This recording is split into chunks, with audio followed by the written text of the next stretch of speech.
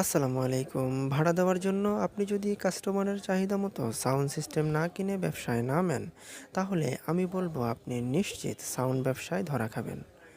বর্তমানে হাতে ফিটিং করা হোক বা কোম্পানির ফিটিং করাই হোক, আমাদের এলাকার পাবলিকের কাছে উল্টাসিধা বক্স ছাড়া কোনো মূল্য নেই বা ভাড়া নিতেই চায় না। উল্টাসিধা বক্স যেন বর্তমানে জাতীয় বক্সে পরিণত হয়ে গেছে।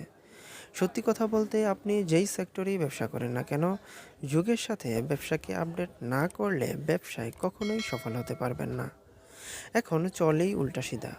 আপনি যদি সেই সোনালী দিনের সাপোজ পিবে SP4 বা SP6 নিয়ে ব্যবসা করেন, সাউন্ড যতই কোয়ালিটি সম্পন্নই হোক না কেন, পাবলিক ভাড়া নিবে না। কারণ রসগোল্লা পেলে কেউ কি আর জিলাপি খায় বলেন? তাই সাউন্ডের ব্যবসা করলে আমাদেরকে যুগের সাথে তাল মিলিয়ে এগিয়ে যেতে হবে।